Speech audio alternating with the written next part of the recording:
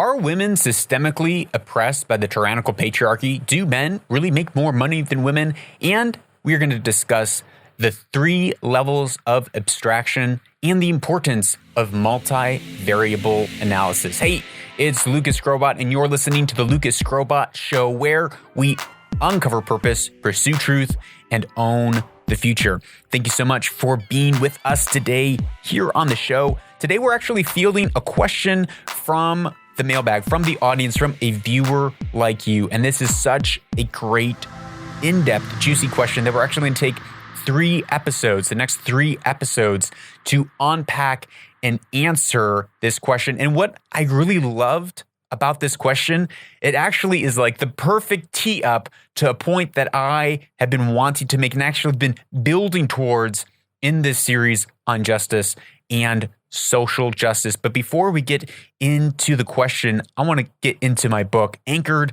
The Discipline to Stop Drifting. In this book, when I was writing this book, I was drifting in my life. I found that I was actually not committed. And I had these beliefs that I had to be radical. I'd always have to be looking for the next thing. But as I began to write the principles in this book, I realized that commitment is the most radical thing that we can do with our life. That commitment is the thing that opens up all the paths for success. I see so many people who keep all the back doors and side doors open, plan A, B, C, D, E, that they never put enough time, effort, energy, and commitment into plan A, the thing that they were meant to do. So they're always bouncing from one thing to the next and never fulfilling their destiny, never reaching their goals, never building a legacy that can be passed on for generation to generation to generation. Commitment is the foundation to greatness. It is the foundation to build anything, whether it's our marriage, whether it's our fitness goals or our business. We must first and foremost commit. So commit to reading my book. The link is in the show notes. It's a short 100-page book, highly actionable to help focus and anchor your life so that you can reach your goals and fulfill your destiny. Now, back to the show.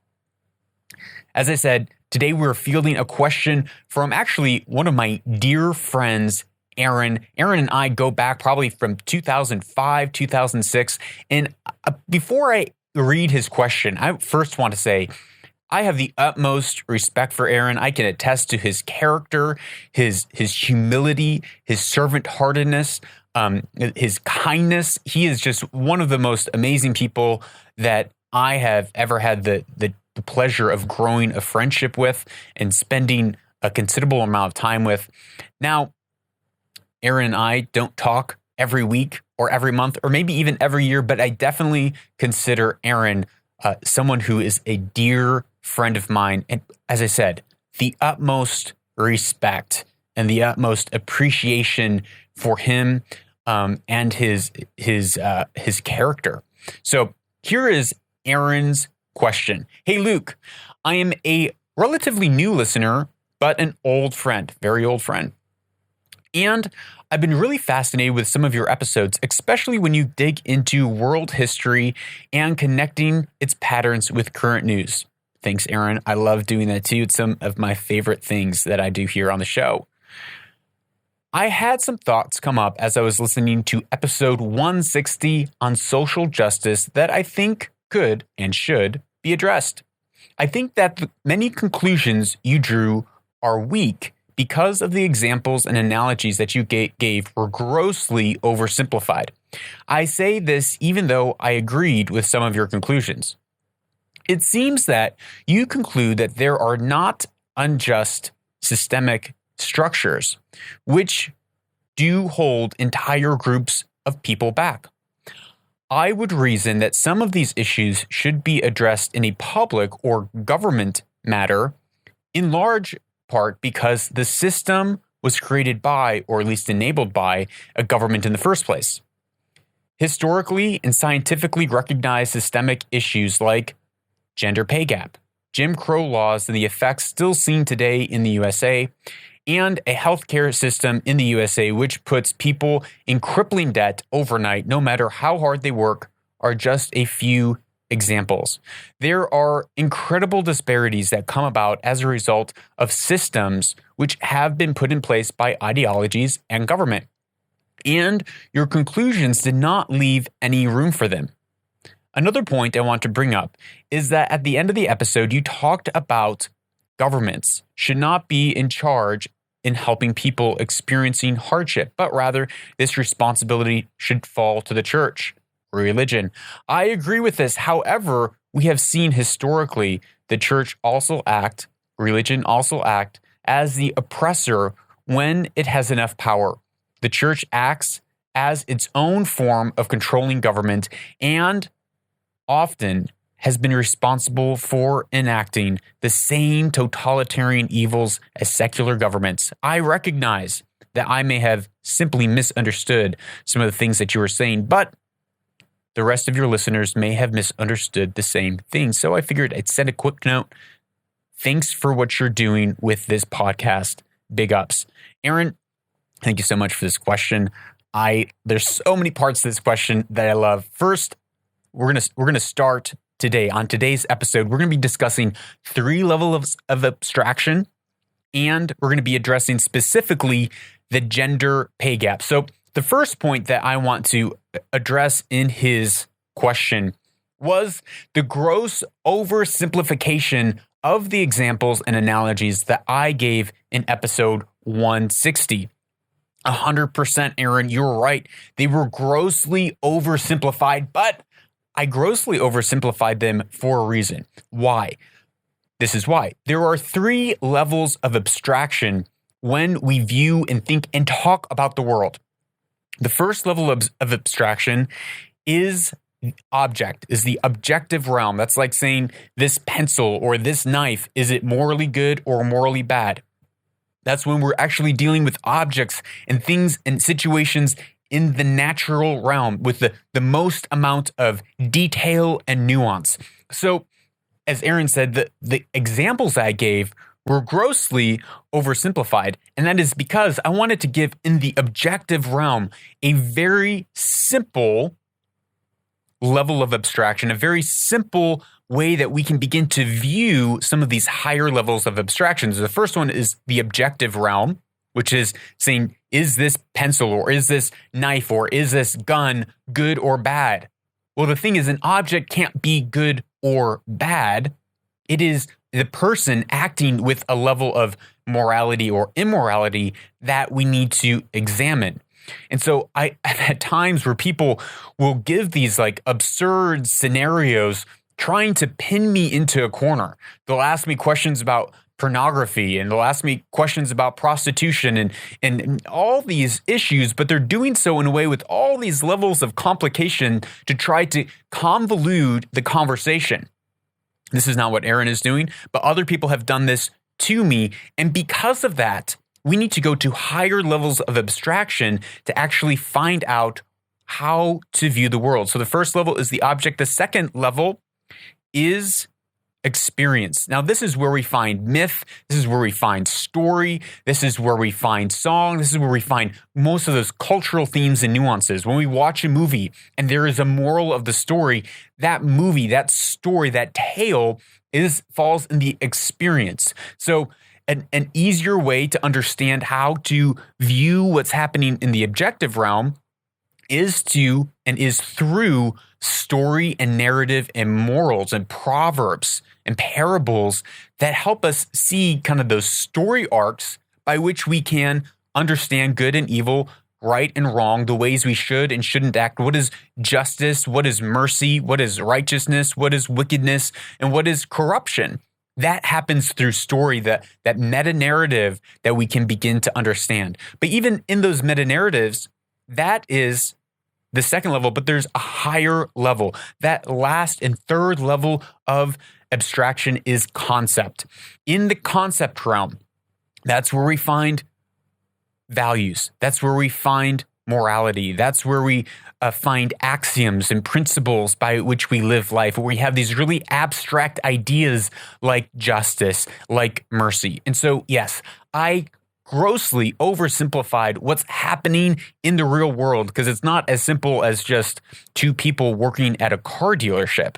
I oversimplified it because I was trying to use a simple example so that we can find out that third highest level of abstraction and begin to focus on what justice is, what judgment is, what truth is, what mercy is.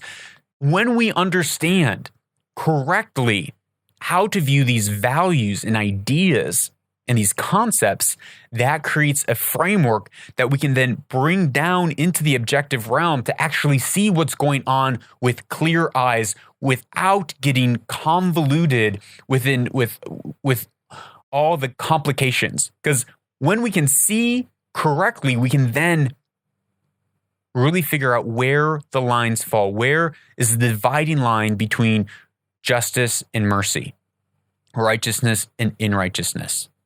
It comes from that highest level. So that's why I like to always bring it back to frameworks and principles and values up to that third level of abstraction in the concepts, because that builds a worldview or a framework that we can project down into the objective realm to be able to discern whether a gun or a knife is good or bad, whether pornography and prostitution is good or bad, because we've built up a value system at the highest level rather than trying to discern between different shades of gray. 3 levels of abstraction. Next, the next question, he goes into asking about unjust systemic systems and structures that hold entire people groups back. We're actually going to, and specifically by the government institutions setting them up in place or enabling them. We're going to be talking about kind of that chunk a little bit more in the following episode. But I want to talk about the gender pay gap, which might seem connected to public or government systems that have been set in place, but really it's different. And here with the gender pay gap, I want to talk about uni-level analysis or uni-variable analysis and multivariable analysis. So what's the difference between a uni-variable analysis and a multivariable analysis? In a uni-variable analysis, we'd say, hey, there's a gender pay gap. When we stack up all the men and all the women and we see how much income they make, we see that men make more than women. And then we make the conclusion. We say, oh, it's a system of oppression. The tyrannical patriarchy is oppressing these women. I knew it. See, it's right there. Look at the numbers. The numbers don't lie. The statistics don't lie. Another example of uni-level analysis is saying, oh, in 2016, there was 466 white people killed by the police, but there was 233 black people killed by the police. That's almost 33% of people killed by police who are black, but they only constitute 13% of the population. See, it's systemic racism. They are targeting the black community. This is horrible. It's a corrupt system. Right? That's what happens when we're looking at a uni level of analysis. And we're going to get into the blacks being killed by police in America in a moment. But first, I want to hit the question. And it's a very important question that helps us, one, see how to think beyond the immediate stats and status quo of what people put out there and say. Because we have to remember that correlation does not mean causation. Correlation, just because two numbers are correlated, it does not mean that that is the cause. Being a man and being a woman is not the cause. Someone's gender is not the cause of how much money they make or do not make. If you have that one level of analysis, then sure, you're going to come to that conclusion.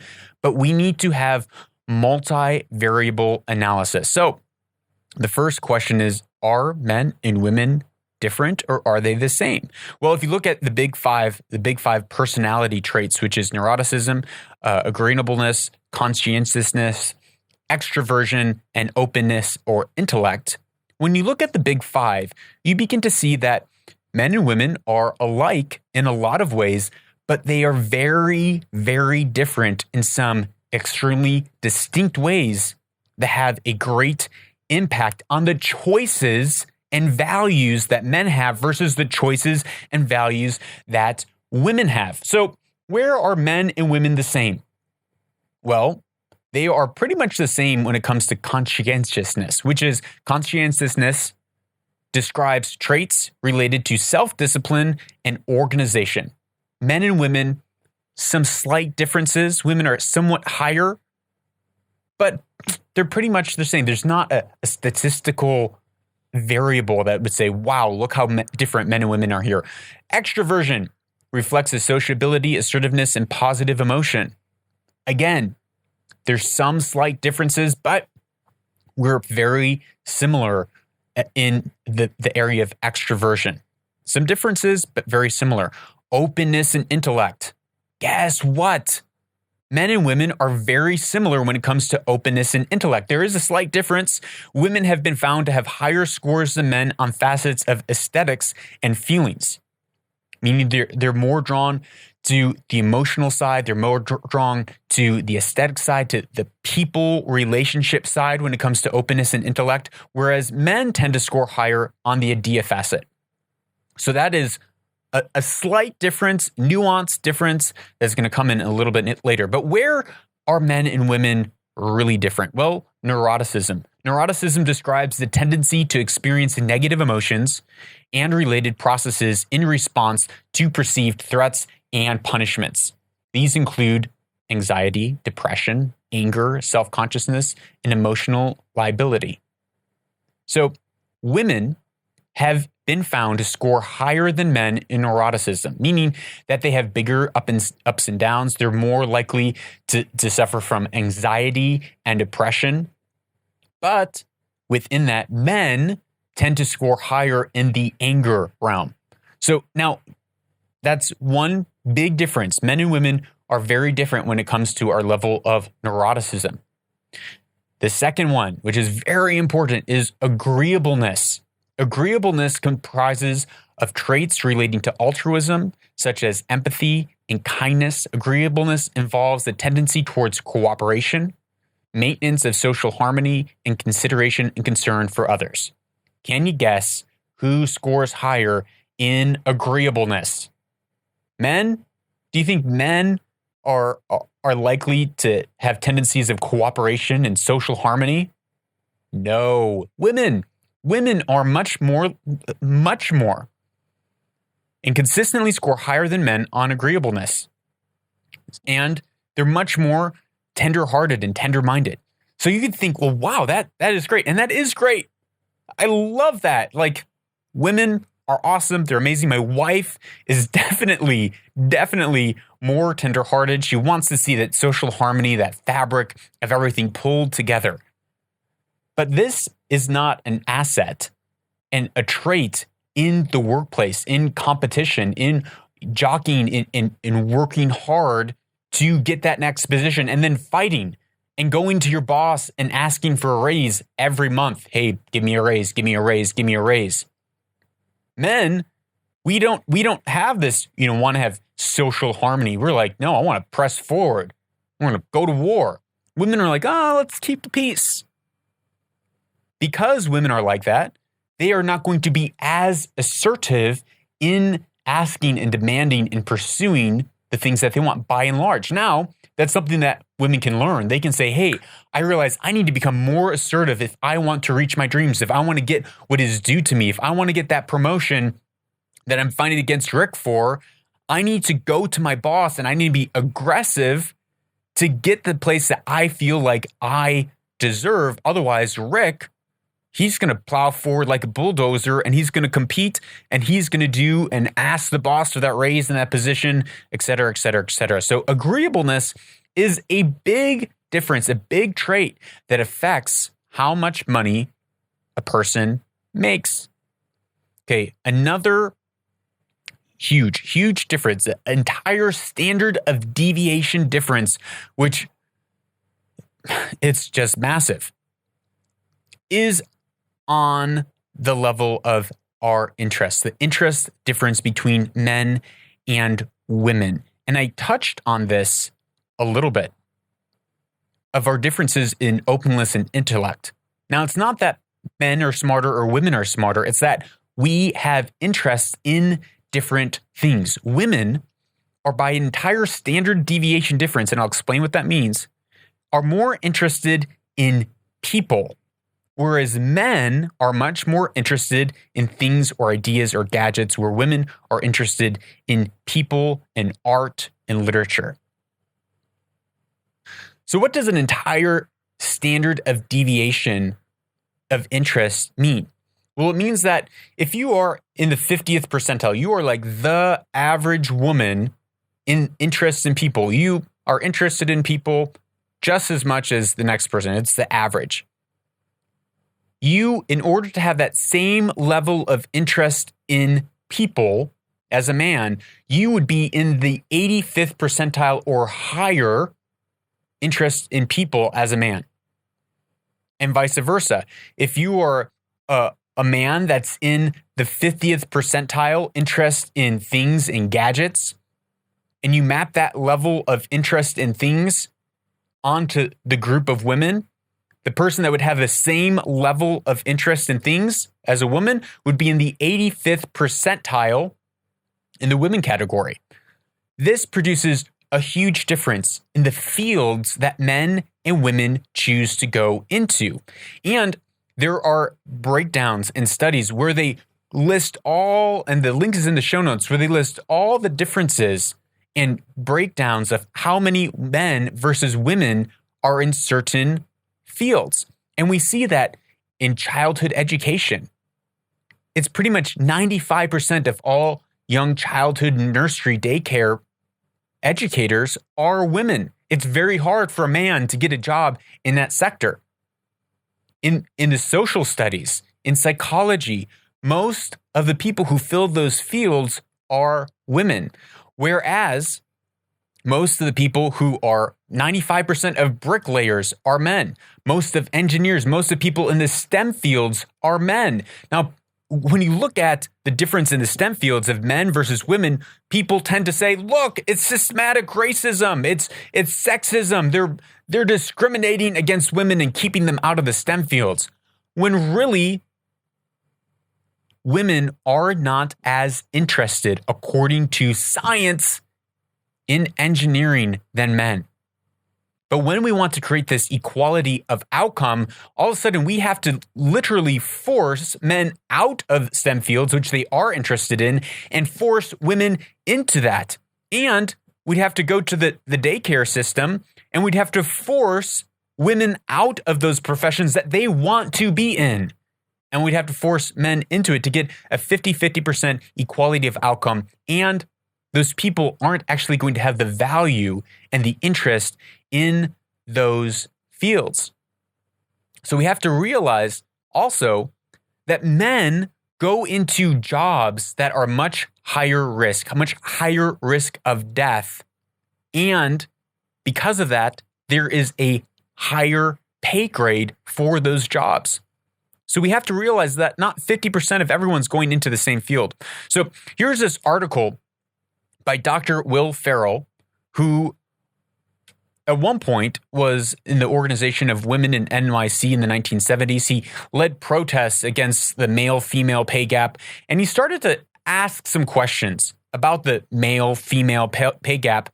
And the first question he asked was, if businesses were able to get away with paying women less than men for the same job, wouldn't it make sense for a capitalistic business that wants to pad their bottom line to fire all the men and hire all the women because they could make more money?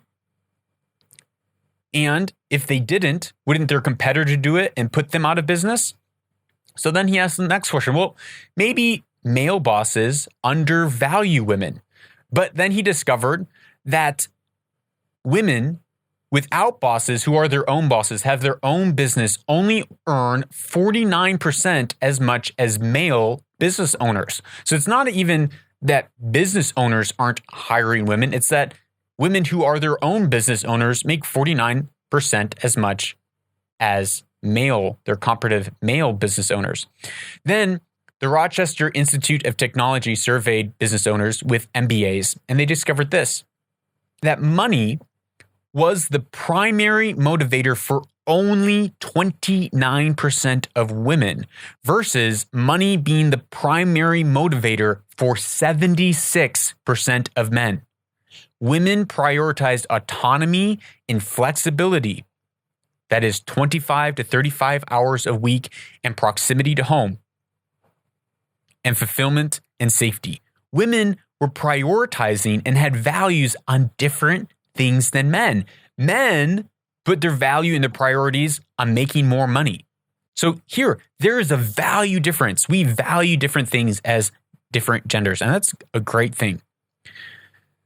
These contrasting goals were reflected in contrasting behaviors.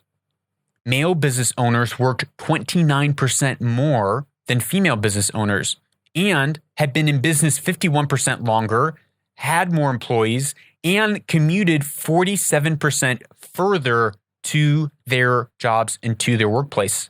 Now, it doesn't take a lot of thought to realize that if you're working more hours, you're going to make more money. If you have more employees and you're working for a more amount of years in your field, you're going to make more money. Well, another shocking thing is that people who work 33% more hours actually earn double the pay.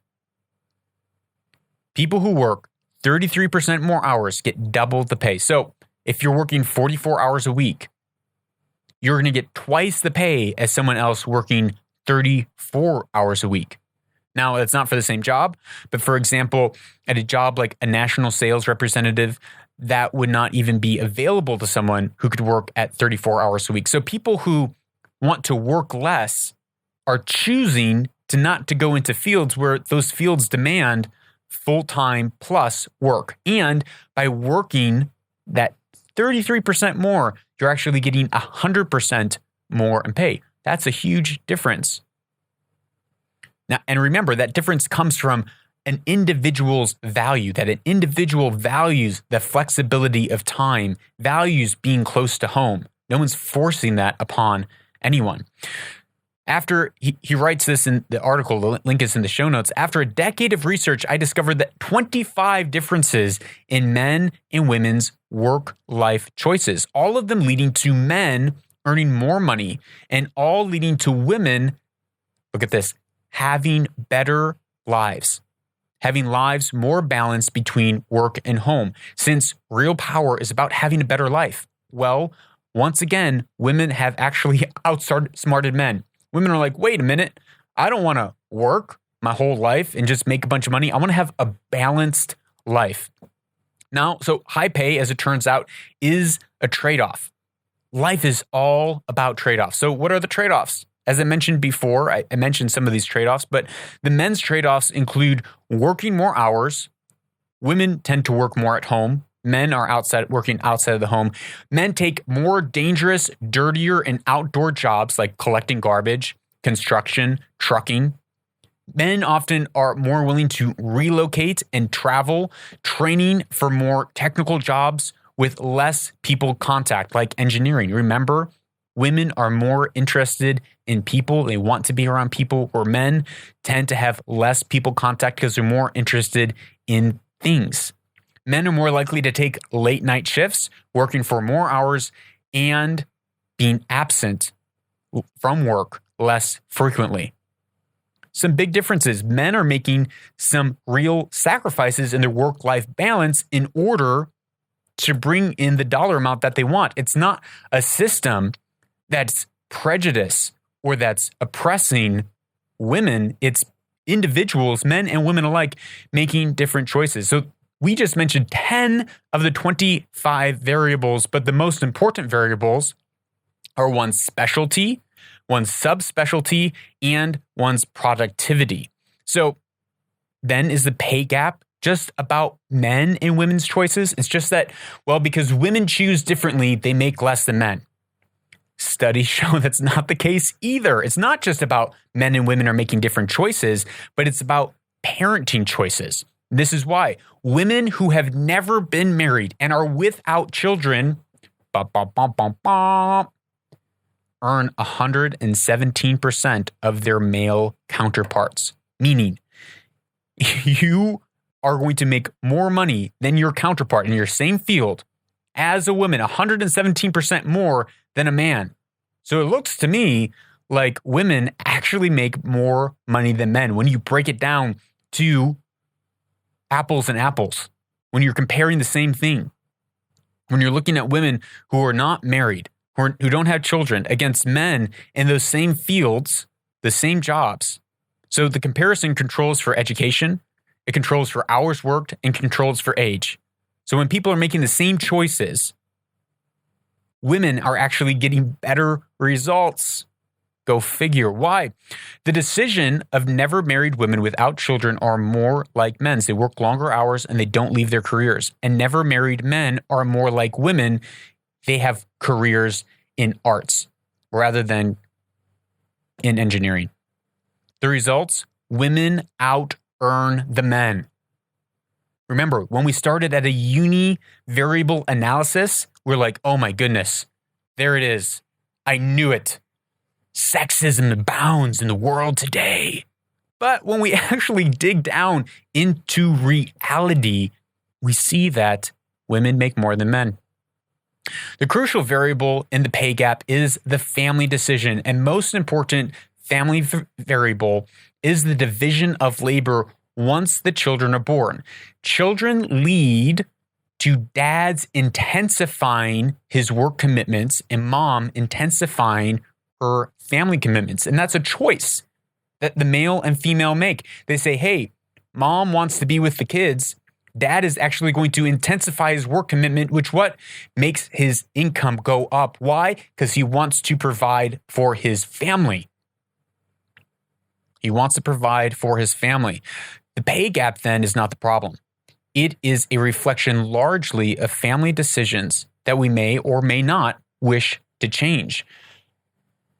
So now the law can still attend to the discrimination. If there are laws that are discriminating against women, we should deal with those instances. But we can't start with the assumption that a pay gap means that there is discrimination taking place. So next question he asks, does the change in division of labor once children arrives imply that mothers are sacrificing their careers? Right? That's the argument. Well, see, it's women. They have to sacrifice their careers to be with their kids, where the men, they get to go on and actually even work harder. Not quite.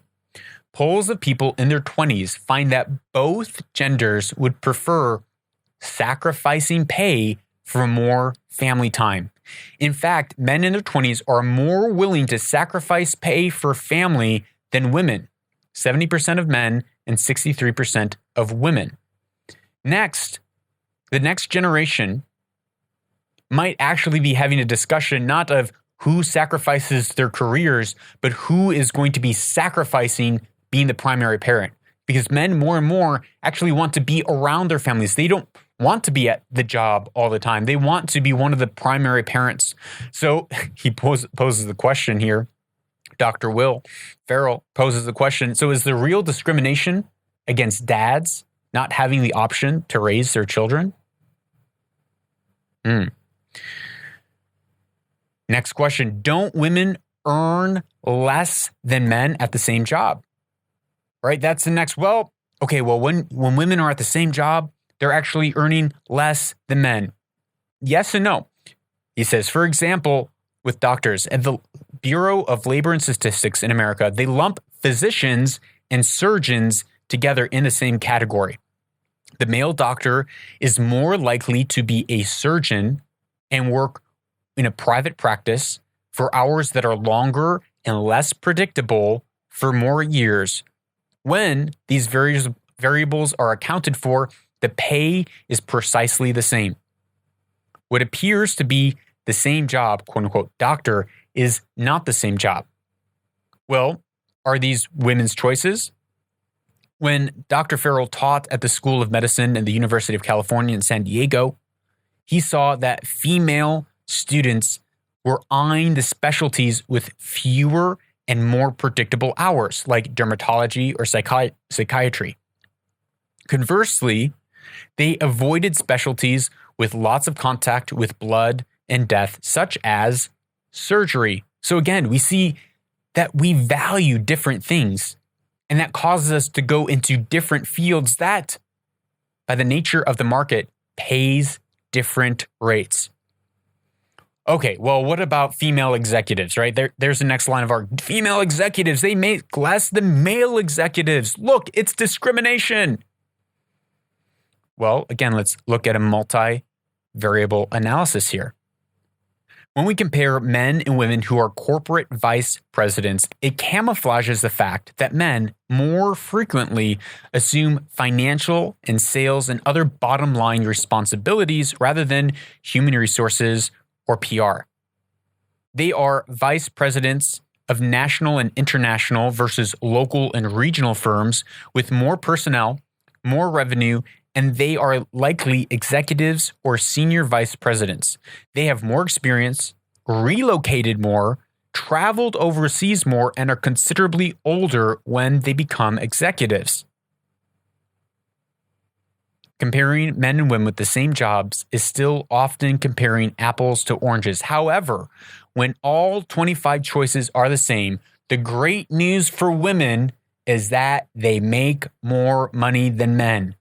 When we compare and take into account all the 25 choices, when they're all the same, women actually make more money. Nevertheless, is there still discrimination against women? Sure.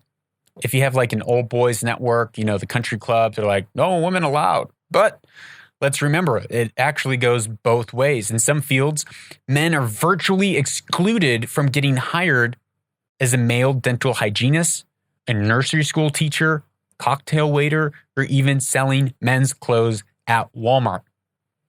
You can't find a job there. So it goes both ways. And a lot of it has to do with the jobs and the values that people want to have, the life that they want to have, their work-life balance. So, for instance, female engineers make 143% more than their male counterparts. 143%. Female statisticians earn 135% more than their male counterparts. This is an important distinction. Once we break past the initial statistic and we say, okay, well, correlation doesn't always mean causation, and we start to look at the values and the differences between men and women, we begin to see, oh, maybe the system in America isn't so corrupt. It's not systemically sexist. It's not oppressing women. If anything, there's arguments to say that actually it's men that are giving women more privileges, not less. They're giving women more options. There is this misconception that men and women have been fighting and struggling against each other for thousands and thousands of years. That's this oppressive system of men fighting against women and oppressing them and using them. But maybe we need to reframe it and realize that the human race has been struggling against the forces of nature for thousands and thousands of generations.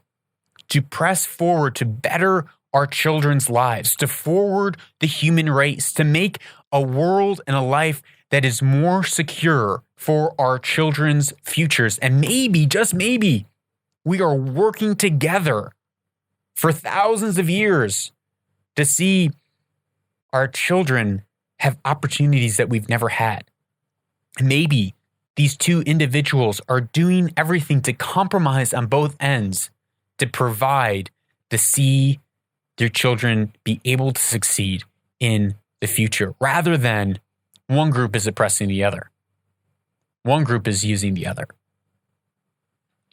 The same thing goes when we looked, as I talked about, with systemic racism in police force, right? You can look at a uni-level variable and say that, well, in 2016, 466 whites were killed by police and 233 blacks were killed by police. That's 33% of police shootings were against black people when they only comprise of 13.4% of the U.S. population.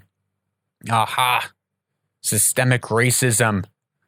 But the moment that we just add one more variable of analysis, and we see that whites commit 59% of violent crimes defined as murder, manslaughter, rape, robbery, and aggressive assault, and blacks commit 37.5% of violent crimes, mostly black men who comprise of 6% of the population. All of a sudden, we look at people in situations and we say, wait, if 37% of the time it is a black person that's committing these crimes, that it would make sense that 37% of the time when there's a violent altercation between police and a criminal, that they're going to get shot. If someone's pulling a gun on a cop, they're going to get shot. And so we actually see that blacks are getting killed less by percentage of violent crimes by police than whites are. They're committing 37%, but are only getting killed 33% of the time, where whites are committing 59% of the crimes and getting killed 66% of the time. So all of a sudden, the moment that we add one level of analysis to it, we see that maybe there is more going on to the story than we thought.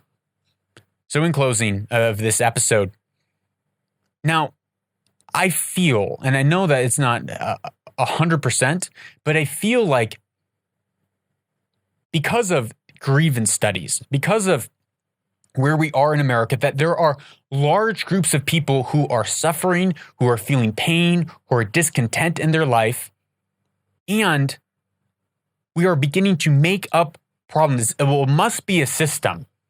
It must be the system, and so we're looking for things to blame. But ladies and gentlemen, across the world today, there are actually codified laws that force different ethnic groups to get paid different amounts of money based on their ethnic groups. There's actually codified law that says women make X amount and men can make X amount. There are actually codified laws where there's actually laws set in place to pay and give different privileges to different groups of society. I don't want to call it systemic because oftentimes today, especially, that word is referring to social determinism and saying that you do not have free will and you are as you are and think as you think because of the color of your skin, the home that you grew up in, and the language that you speak. And built into the language that you speak are these oppressive overtones, and that colors and shapes the way that you think, and you can't help it. You don't have any free will. And because you are white, you are racist. Or because you are a male, you are oppressing females. And so I don't want to use the word systemic because it actually has a much larger and broader implication with it. But I do want to say that there are laws and rules and legislation across the world today that explicitly discriminate. So I find it somehow confusing to me when in America, when we have laws where we say you cannot discriminate, and people are actually enforcing those laws, it's still coming up time and time again when the math and the data don't back it up. We have to be able to see these things clearly. We have to be able to understand, okay, is this a system? Do we need to take from one group? Do we need to take from men and give to women because men make more than women on the surface level? And how can we legislate that? Do we just take from all men and give to all women? Well, women live longer than men. Is that systematic racism? Is that systematic sexism that women live longer than men? Should we take a couple years off of women and try to give it to a man somehow? By understanding what true justice is, we have to look at individuals' action, that giving each person what they are due, that can break us free. Having that third level of abstraction where we understand the concepts, the values, the principles of morality to help us project that down on the world around us so that we can actually begin to see the world rightly.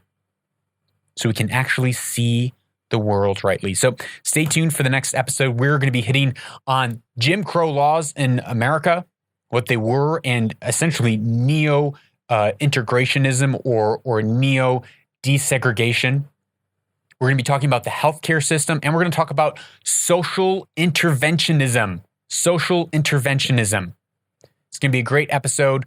Stay tuned for the next episode of the show. Also, if you have a question about this episode or any other episode, a question, I would love to hear from you. You can WhatsApp me at +1 2029 222 0220, and I will answer your question right there in WhatsApp and most likely right here on the show. Until next time, remember, you are a change maker who goes out and pursues truth, who works to see the world through a clear lens, to see the world rightly. So go out this week and own the future.